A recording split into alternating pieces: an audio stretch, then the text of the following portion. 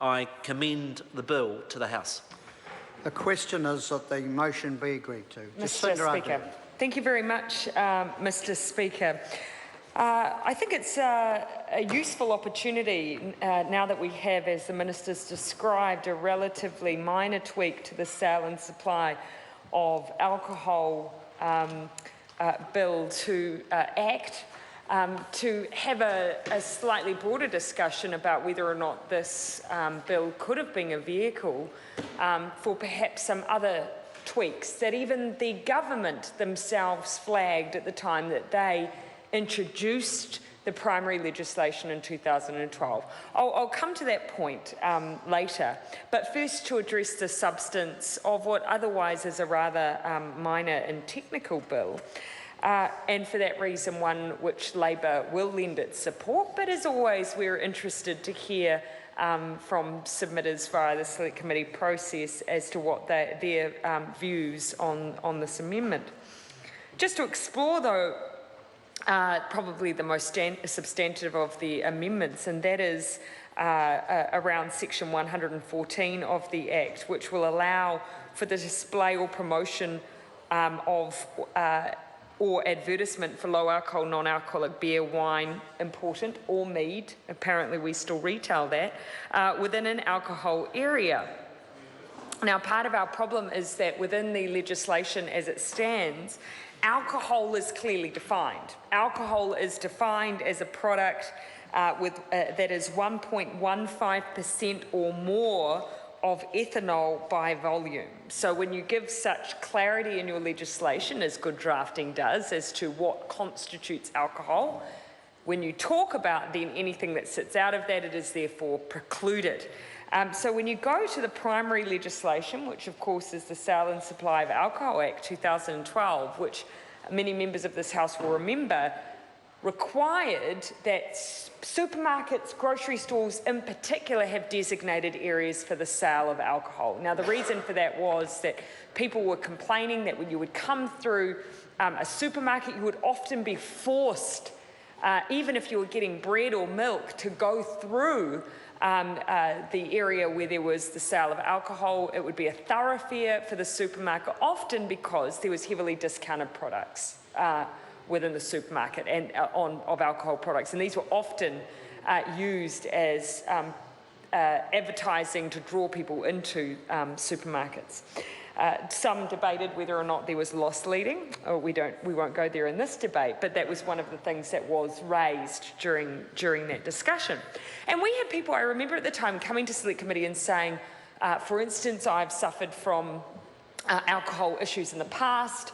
I've overcome those, but I feel confronted every time I walk in a supermarket. So that is what Section 114 was attempting to remedy. So it required those suppliers to create these single areas, and it had conditions around how they might be constructed. They couldn't be the most direct pedestrian route between any entrance of the premises. They basically had to be able to be closed off if to fulfil the requirements of off-licence hours and so on. And part of Section 1114, for instance, says that there, under 1A, no display or promotion or advertisement for alcohol occurs on the premises at any place outside the alcohol area. If the alcohol area has not been so described that it is divided into 2 or 3 sub-areas, a single area condition also takes effect as a condition that the licensee of the premises concerned must ensure that no display or promotion or advertisement for a product that is not alcohol occurs on the premises at any place inside the alcohol area. So 2 things happening here. 1, you cannot advertise alcohol outside of the designated area. 2, you cannot advertise any non-alcohol product within the designated area. Obviously, to stop that crossover, so you couldn't advertise bread in the alcohol area. But the problem by saying a product that is not alcohol, well, as I've already raised, alcohol was clearly defined as a product that contained 1.15% or more of ethanol by volume. So immediately, an export citrus drink that's intended to be a substitute for beer, that is a 0.0% alcohol, but is considered to be a substitute, could not therefore be advertised within the alcohol area. Now, obviously, that is not what this Parliament intended. It is a byproduct of some very tight drafting in order to try and achieve a particular outcome, but it has had a knock-on effect. Here is my question, though. That legislation was passed in 2012. Here we are debating this amendment 2016.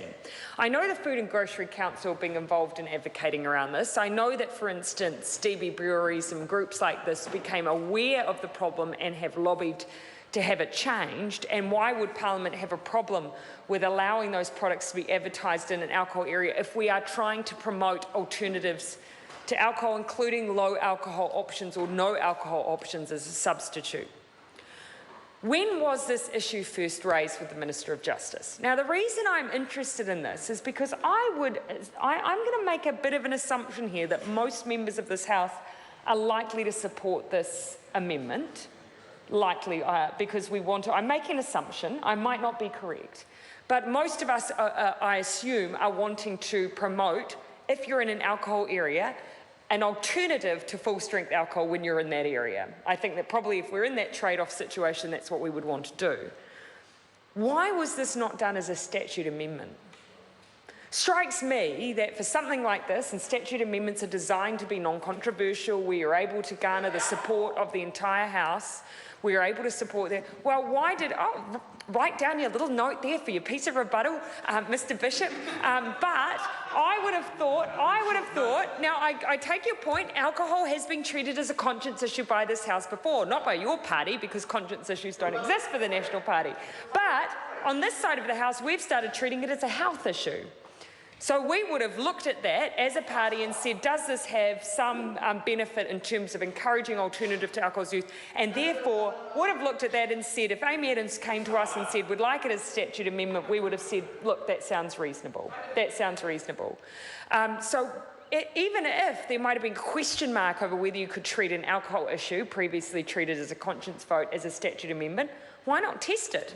It's up to this House to decide whether or not we universally agree as a Parliament that this is the kind of amendment we would be happy to make within statute amendment. Anyone who's seen the way statute amendment works, we get a little list from Simon Bridges, an individual amendment for every suggestion that's being made. An explanation of it is we tick yes or no, simple. Why did it not happen that way? The alternative is now that we have to go back to Select Committee, a very robust process that of course allows the public to have their say on whether or not we want to promote no and low alcohol options for the public within our retail chains. Now, so the question could be asked, is that a great use of time? So that's why, Mr. Speaker, if we are going to have to be in a situation where we debate this little amendment, why did we not go the whole hog and review the other things the government said we would review as part of this Act?